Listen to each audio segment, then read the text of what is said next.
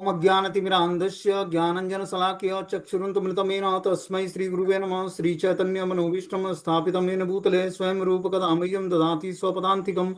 वन्देऽहं श्रीगुरु श्रीयुतपदकमलं श्रीगुरून् वैष्णवाचं श्रीरूपं साग्रजातं सगणरघुनाथान्वितं तं सजीवं साद्वैतं सावधूतं परिजनसहितं कृष्णचैतन्यदेवं श्रीराधाकृष्णपादान् सगणललिता श्रीविशाखान्विताश्च नित्यानंदम नमस्तुभ्यं प्रेमानंद प्रदायते कलवकलमस्य नाशाय जानवीपतये नमः।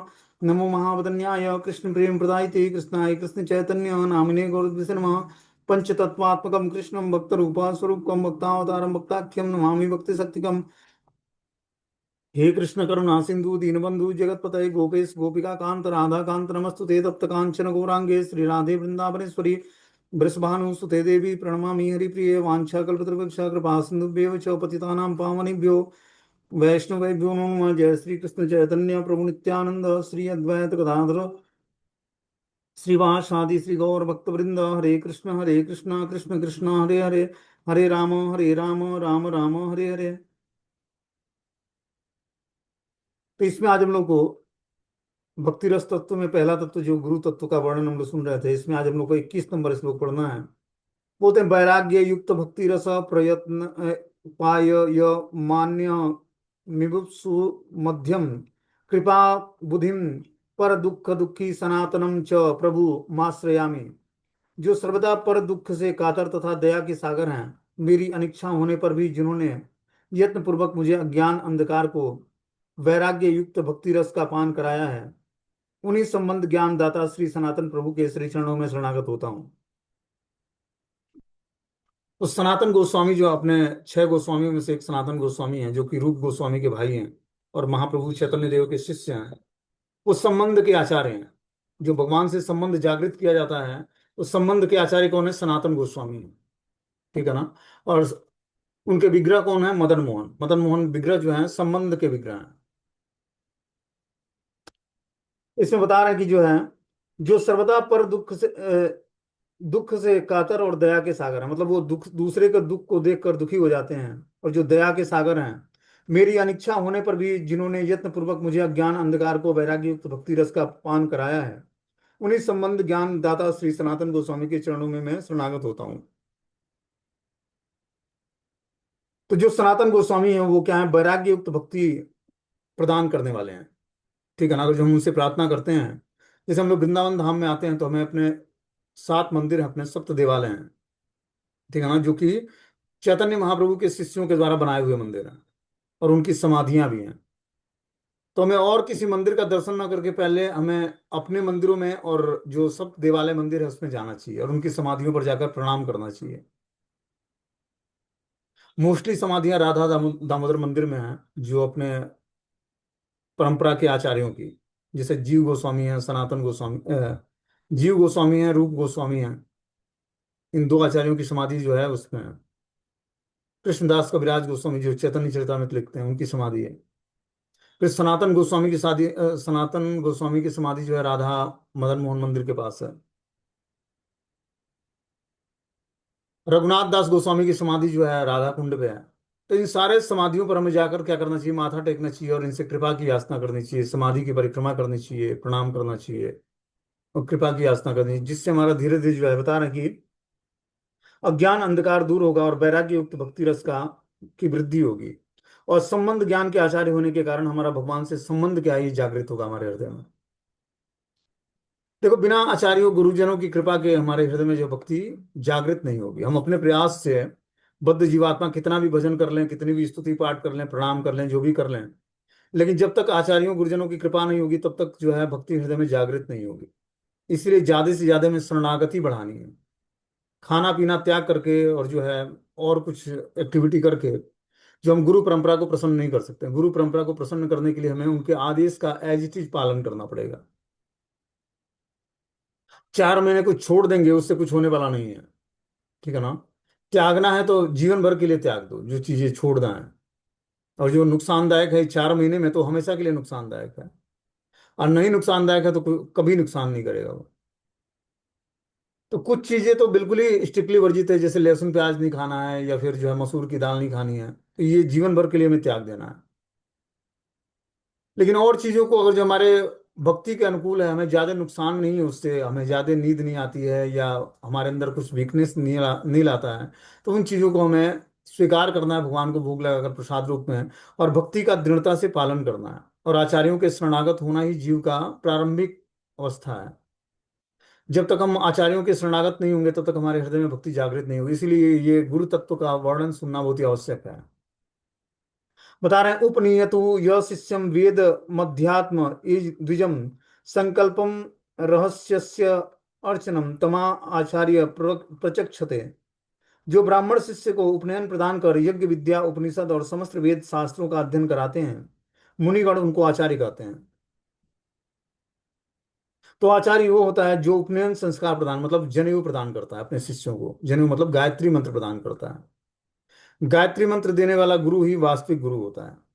हरि नाम दीक्षा भी होती है, हरि नाम आश्रय भी होता है, लेकिन जो गायत्री मंत्र प्रदान कर रहे हैं वही हमारे वास्तविक गुरु होते हैं, क्योंकि वो हमें भगवान की भक्ति करने की राय का अधिकार प्रदान करते हैं। और भक्ति में परफेक्शन ही तभी आएगा जब हम गायत्री मंत्र का जाप करेंगे, क्योंकि गायत्री मंत्र जाप करने के लिए बहुत ही प्योरिटी मेंटेन करनी पड़ती है। पवित्र आसनी, पवित्र शरीर, पवित्र स्थान, पवित्र चेतना से जब हम गायत्री मंत्र का, भगवान के चरण कमलों का ध्यान करते हुए मंत्र का जाप करेंगे गायत्री मंत्र का, क्योंकि वो वैदिक मंत्र होता है और भगवान की सेवा के लिए वो मंत्र होता है। उससे व्यक्ति शक्ति प्राप्त करके और अपने सारे अनर्थों पर विजय प्राप्त कर सकता है, मन बुद्धि को एकाग्र कर सकता है। क्योंकि जपा करने से तुरंत परफेक्शन प्राप्त नहीं होता है। जपा में जब हम हमारा साधु संग में जब हम भजन क्रिया करेंगे तब जाकर अनर्थ निवृत्ति होगी और धीरे धीरे निष्ठा का लेवल आएगा। लेकिन गायत्री मंत्र जाप से क्या होता है, बुद्धि एकाग्र हो जाती है। अगर जब हम उसको अच्छे तरीके से नियमों का पालन करते हुए गायत्री मंत्र का जाप करेंगे तो धीरे धीरे बुद्धि जो है एकाग्र हो जाएगी और बुद्धि जो है तीव्र तीक्ष्ण हो जाएगी, कुशाग्र हो जाएगी। इसलिए यहाँ बता रहे हैं कि जो ब्राह्मण शिष्य को उपनयन प्रदान कर यज्ञ विद्या उपनिषद और समस्त वेद शास्त्रों का अध्ययन कराते हैं, मुनिगण उनको आचार्य कहते हैं। आचिनोति यह शास्त्र आचार्य स्थापयत्यपि स्वयं आचरते यस्मात् आचार्य अस्तेन कीर्तितः। शास्त्रों के गुण सिद्धांतों को उपयुक्त रूप से संग्रह कर स्वयं उसका आचरण करते हैं और दूसरे को भी उसमें प्रतिष्ठित कराते हैं, ऐसे आचार्यवन तथा तत्वविद पुरुष आचार्य कहलाते हैं। आचार्य कौन कहलाता है? जो शास्त्रों के गुण सिद्धांतों को उपयुक्त रूप से संग्रह करके, मतलब हर जगह से संग्रह करते हैं, पहले खुद पढ़ते हैं उसको, उसको संग्रह करके क्या करते हैं, आचरण करते हैं, अपने आचरण में उतारते हैं और दूसरे को भी उसमें प्रतिष्ठित करते हैं। ऐसे आचार्यवान और तत्ववित्त पुरुष आचार्य कहलाते हैं। आचार्य का मतलब है कि आचरण ही प्रचार है, उसके आचरण में वो ज्ञान दिखना चाहिए जो ज्ञान वो प्रदान कर रहा है, तब जाकर वो हमारे आध्यात्मिक जीवन पर प्रभाव डालेगा। कब? जब वो खुद उस ज्ञान को फॉलो करेगा। और जो उस ज्ञान को खुद फॉलो नहीं करता और बुक पढ़ के पढ़ा देता है, तो उससे क्या होगा, अगले व्यक्ति पर उसका प्रभाव नहीं पड़ेगा। बता रहे हैं, ऐसे आचार्यवान जो आचरण करते हैं उन सिद्धांतों का और तत्ववित्त हैं वही आचार्य कहलाते हैं। यद यद आचरति से श्रेष्ठो तत्त देवत्रो जना स यद प्रमाण कुरुते लोके तद अनुवर्तते। श्रेष्ठ पुरुष जो जो आचरण करते हैं अन्य पुरुष भी उसका अनुसरण करते हैं, वे जिसे प्रमाण के रूप में स्वीकार करते हैं अन्य लोग भी उसका अनुसरण करते हैं। तो जो श्रेष्ठ पुरुष है वो क्या करता है, आचरण करता है, जो ज्ञान प्रदान करता है उसको पहले अपने आचरण में उतारता है, फिर उसको लोगों को बताता है। तो ऐसा नहीं कि बस शास्त्र पढ़े और लोगों को बता दिए, ये ज्ञान ही सफिशियंट नहीं है, पहले हमें क्या करना पड़ेगा, उस ज्ञान को अपने आचरण में उतारना पड़ेगा। ज्ञान को आचरण में उतार कर और उस हिसाब से आचरण करके फिर लोगों को अपने एग्जाम्पल से अपने बताना पड़ेगा, अपने चरित्र से लोगों को बताना पड़ेगा, तब जाकर अगला व्यक्ति प्रभावित होगा उस पर। बोलता है, श्रेष्ठ पुरुष जो जो आचरण करते हैं अन्य पुरुष भी उसका अनुसरण करते हैं, वे जिसे प्रमाण के रूप में स्वीकार करते हैं अन्य लोग भी उसका अनुसरण करते हैं। आपने आचरति केह ना करे प्रचार, प्रचार करे न केह ना करे आचार, आचार प्रचार नामेर करह दुई कार्य, तुम्ही सर्वगुरु तुम्ही जगतेर आर्य। कुछ लोग स्वयं तो आचरण करते हैं किंतु प्रचार नहीं करते हैं, और कुछ लोग प्रचार करते हैं किंतु स्वयं आचरण नहीं करते हैं। किंतु हे हरिदास ठाकुर, आप स्वयं नाम का जप व कीर्तन करते हैं तथा साथ ही उसका प्रचार भी करते हैं, इसलिए आप जगत गुरु और जगत में श्रेष्ठ महापुरुष हैं। ये भगवान श्री चैतन्य महाप्रभु ने नामाचार्य हरदास ठाकुर को बताया कि नामाचार्य हरदास ठाकुर जो हैं पहले स्वयं आचरण करते और फिर प्रचार करते।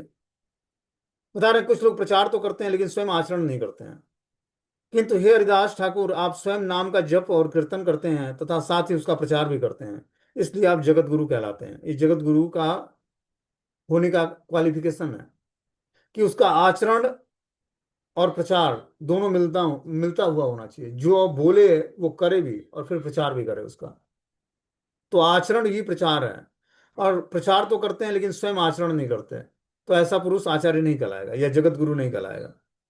लेकिन हरिदास ठाकुर के चरित्र में मिलता है कि वो नाम जप और कीर्तन भी करते हैं और साथ में उसका प्रचार भी करते हैं, इसलिए उनको जगत गुरु का टाइटल मिला, जगत में श्रेष्ठ महापुरुष बताया गया उनको। बोलते हैं आपनी आचार्य भक्ति सिखामो समारे। श्री चैतन्य महाप्रभु स्वयं कहते हैं कि मैं स्वयं कृष्ण भक्ति का आचरण करके सबको भक्ति का आचरण करने की शिक्षा दूंगा। तो महाप्रभु ने अपने आचरण से सिखाया कि भक्ति कैसे करनी है।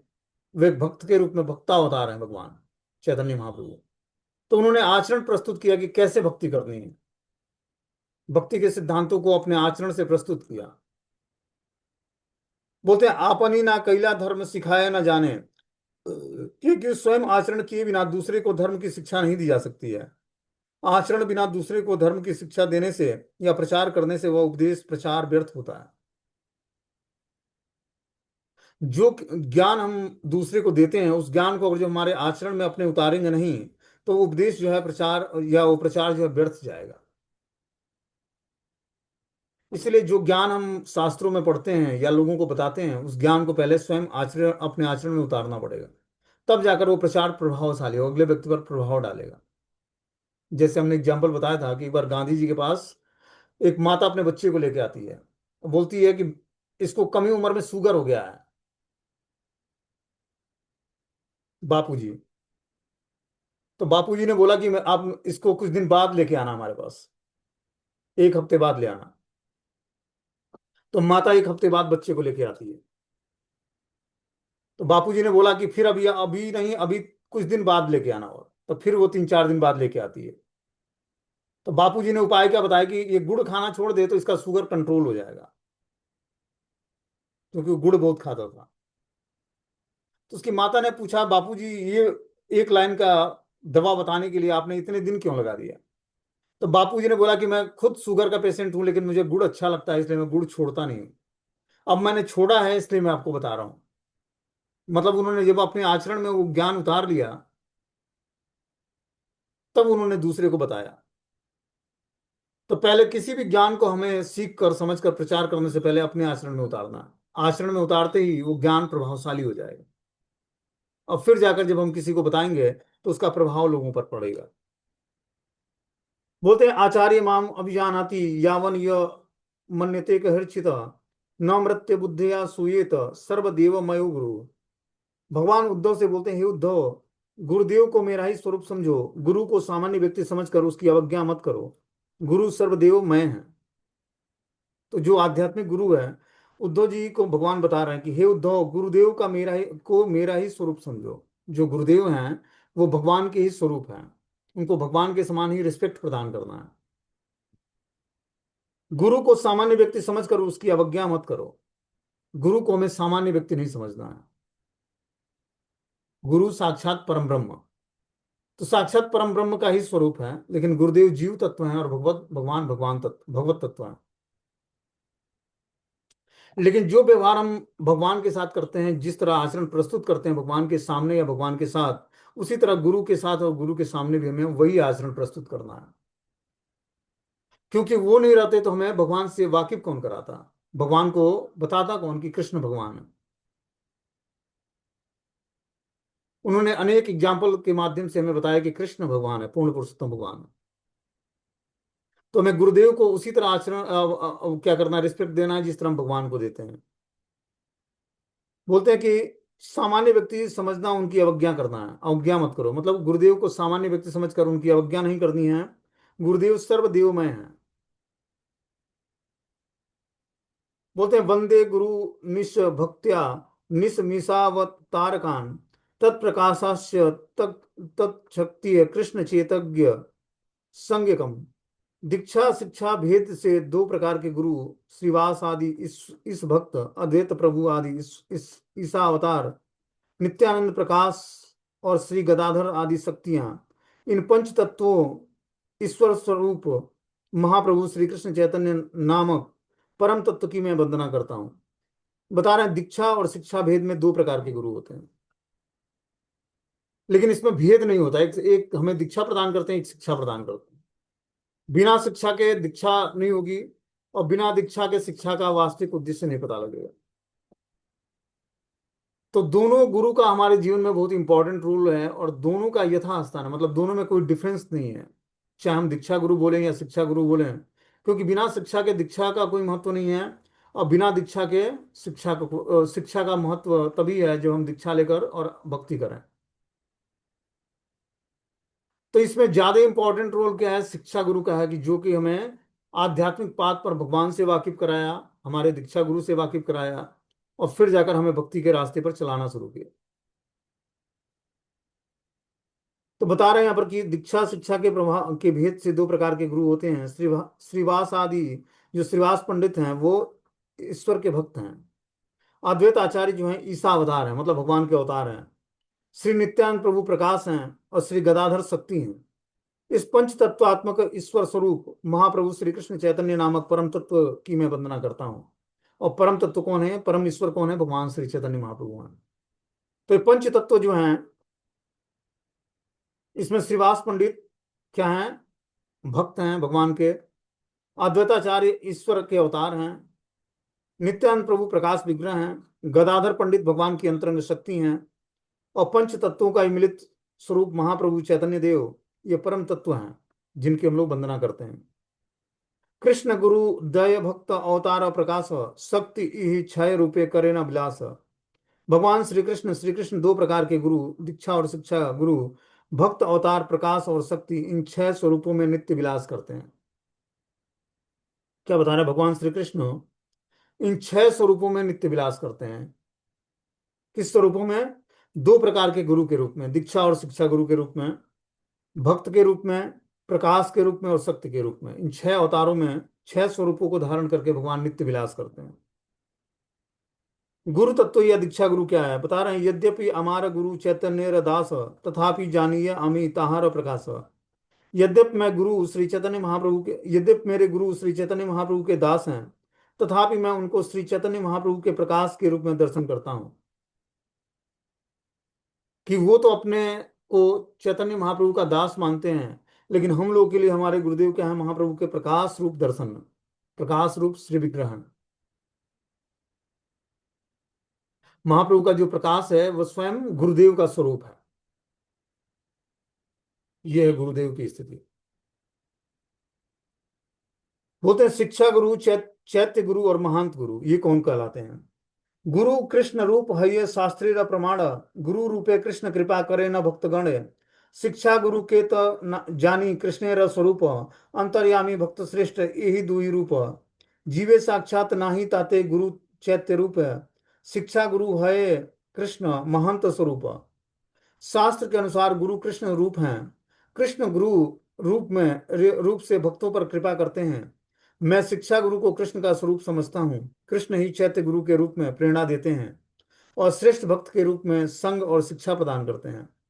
साक्षात रूप में भगवान का दर्शन करना साधारण बद्ध जीवों के लिए दुर्लभ है, इसलिए वे चैत्य गुरु के रूप में अंतः प्रेरणा देते हैं, और महांत स्वरूप में साक्षात रूप में शिक्षा गुरु के रूप में होते हैं। क्या बता रहे हैं, शास्त्र के अनुसार गुरु कृष्ण रूप है। जो गुरु का स्वरूप है शास्त्रों के अनुसार, वो गुरु का रूप कृष्ण के ही स्वरूप है। कृष्ण गुरु रूप में भक्तों पर कृपा करते हैं। कृष्ण क्या करते हैं, गुरु का रूप धारण करके भक्तों पर कृपा करते हैं, क्योंकि कृष्ण से ज्यादा कृपालु कृष्ण के भक्त या गुरु हैं। मैं शिक्षा गुरु को कृष्ण का स्वरूप समझता हूँ। कृष्ण ही चैत्य गुरु के रूप में प्रेरणा देते हैं। कृष्ण ही शिक्षा के गुरु के रूप में कृष्ण का स्वरूप भी समझना चाहिए। चैत्य गुरु के रूप में हृदय में बैठकर प्रेरणा भी देते हैं, तथा श्रेष्ठ भक्त के रूप में संग और शिक्षा प्रदान करते हैं। कृष्ण ही श्रेष्ठ भक्त के रूप में अपना संग और शिक्षा में प्रदान करते हैं। साक्षात रूप में भगवान का दर्शन करना साधारण बद्ध जीवों के लिए दुर्लभ है, इसलिए वे चैत्य गुरु के रूप में अंतः प्रेरणा देते हैं, और महांत स्वरूप में साक्षात शिक्षा गुरु के रूप में होते हैं। मतलब भगवान का प्रत्यक्ष दर्शन करना बहुत ही मुश्किल है, इसलिए वो क्या करते हैं, अंतःकरण में चैत्य गुरु के रूप में अंतः प्रेरणा प्रदान करते हैं, और महंत स्वरूप में, साक्षात रूप में वो शिक्षा गुरु के रूप में होते हैं। मतलब कृष्ण ही शिक्षा गुरु के रूप में और चैत्य गुरु के रूप में अंतः प्रेरणा प्रदान करके उस जीवात्मा को भक्ति पाथ पर आगे बढ़ाते हैं। बोलते हैं नेवोपत्यंत पचित्तो कवयस्त्यवेशम ब्रह्मायुषासि कृतम वृद्धम मृतम स्मरंतम यो अंत बहिर अस्तनुवृता म शुभ विधुन्वन न आचार्य चैत्य बपुषा स्वर स्वगति व्यनक्तिम। हे भगवान, आप समस्त प्राणियों के अंतःकरण में अंतर्यामी रूप में और बाहर गुरु के रूप में स्थिर होकर उनके सारे पाप ताप आदि को मिटा देते हैं और अपने वास्तविक स्वरूप को उनके प्रति प्रकट कर देते हैं। बड़े बड़े ब्रह्म ज्ञानी ब्रह्मा जी के समान लंबी आयु पाकर भी आपके उपकारों का बदला नहीं चुका सकते, इसलिए वे आपके उपकारों का स्मरण करके क्षण क्षण अधिकाधिक आनंद का अनुभव करते रहते हैं। क्या बता रहे हैं कि हे भगवान, आप समस्त प्राणियों के अंतःकरण में अंतर्यामी रूप में और बाहर गुरु के रूप में स्थिर होकर उसके सारे पाप तापों को आदि को मिटा देते हैं। तो गुरु को क्या, गुरु का हमारे जीवन में उद्देश्य क्या है, कार्य क्या है? गुरु मतलब भारी, जो ज्ञान में हमसे बढ़ा चढ़ा है। ठीक है ना? तो बढ़ा चढ़ा ज्ञान में होने के कारण वो हमें जानता है कि हम किस कारण से, किस पापों के कारण हम प्रभावित हो रहे हैं। इसीलिए वो ज्ञान प्रदान करके क्या करता है, हमारे पापों को नष्ट करने के लिए हमें आध्यात्मिक योग्यता लाता है, ताकि हम अपने पाप कर्मों को पहचान सकें और दोबारा उस गलती को न करें। वही जो है हमारे अंतःकरण में अंतर्यामी रूप में और बाहर गुरु के रूप में स्थिर होकर हमारे सारे पाप ताप आदि को मिटा देता है और अपने वास्तविक स्वरूप को उनके प्रति प्रकट कर देता है। जैसे ही व्यक्ति के अंतःकरण में अंतर्यामी परमात्मा और बाहरी रूप से गुरु जो स्थिर होते हैं, शिक्षा गुरु या दीक्षा गुरु, जीवात्मा के पाप ताप को मिटा देंगे, तब वो अपने वास्तविक स्वरूप को प्रकट करेंगे उसके सामने। तो वास्तविक स्वरूप में जब वो गुरु का दर्शन करता है, जैसे भगवान ने अर्जुन को ज्ञान प्रदान किया भगवत गीता का, तो भगवान ने अर्जुन को जब गीता का ज्ञान दिया तो अर्जुन भगवान को भगवान के रूप में नहीं मानता था, अपने मित्र के रूप में मानता था। लेकिन भगवान ने क्या किया, दिव्य चक्षु प्रदान करके उसको अपना आध्यात्मिक स्वरूप दिखाया, जिस स्वरूप में वो देख पाया कि कृष्ण तो साक्षात परम पुरुष है, परम भगवान है। तब भगवान से माफी मांगता कि हे प्रभु, हमने अनजाने में बहुत सारी गलतियां की हैं, बहुत सारे नामों से आपको पुकारा है, कभी यादव, कभी हे सखा, कभी हे मित्र। तो इसके लिए आप हमें क्षमा करिए, मैं आपको पहचान नहीं पाया। और फिर जाकर अर्जुन भगवान के शरणागत होता है और आदेश का पालन करता है। तो देखो, आध्यात्मिक ज्ञान सीखने के लिए जो क्वालिफिकेशन होना चाहिए, जो रिस्पेक्ट होना चाहिए, वो जब तक रिस्पेक्ट नहीं होगा तब तक आपके हृदय में अज्ञानता नष्ट नहीं होगी। समझ रहे बात को? जैसे शुरुआत में जब व्यक्ति जुड़ता है तो उसको एक मित्र की तरह ट्रीट करा जाता है। ये भगवान की तरफ से ही सिद्धांत है। अर्जुन को भगवान ने एक मित्र के रूप में उससे बर्ताव किया शुरुआत में, लेकिन जब उसको ज्ञान प्रदान करना शुरू किया तो उसके साथ कैसा व्यवहार किया, एक गुरु की तरह उस पर अधिकार जताया और उसने भी गुरु के रूप में स्वीकार किया भगवान को। तो क्या है कि जब तक हमारा ये रिलेशनशिप जब तक डेवलप नहीं होगा अपने आध्यात्मिक गुरु से, जिससे हम शिक्षाएं लेते हैं या दीक्षा लेते हैं, तब तक हम आध्यात्म को समझ नहीं पाएंगे। क्योंकि मित्रवत भाव में क्या होता है कि व्यक्ति फेमिलियर हो जाता है उससे। अब वो मित्रवत भाव में क्या खाते हैं, जैसे अर्जुन भगवान के सारे गुणों को जानता था, भगवान के साथ विश्राम भी करता था, खाता पीता भी था, रथ पर घूमता भी था, भगवान सारथी थे। कभी वो बोलता हे यादव आप रथ इस साइड में ले चलो, हे कृष्ण आप रथ इस साइड में ले चलो, मतलब भगवान को अपना एज ए सारथी बना रखा था। लेकिन जब वो अपना स्वरूप भगवान ने वास्तविक स्वरूप दिखाया, तब उसने माना कि कृष्ण पुरुषोत्तम भगवान है, पूर्ण पुरुषोत्तम भगवान है। ये मात्र हमें जिताने के लिए हमारा ये आज्ञाकारी एक सेवक के रूप में रोल कर रहा है। तो इसी प्रकार जब हम अपने आध्यात्मिक गुरु से अपने संबंध को जानते हैं कि वो हमसे ज्ञान में बड़े चढ़े हैं, हमसे श्रेष्ठ हैं और बहुत ही नजदीक और बहुत ही डिस्टेंस मेंटेन नहीं करना है, नहीं तो हम बहुत ही नजदीक हो जाते हैं, क्लोज हो जाते हैं, तो बहुत सारी कमियां दिखने लगती हैं। हम भी साधारण मनुष्य की तरह उनको समझते हैं। उससे क्या होता है कि हम फेमिलियर हो जाते हैं, अपराध करने लगते हैं और आपराधिक मूड से हम भगवान की भक्ति में आगे नहीं बढ़ेंगे।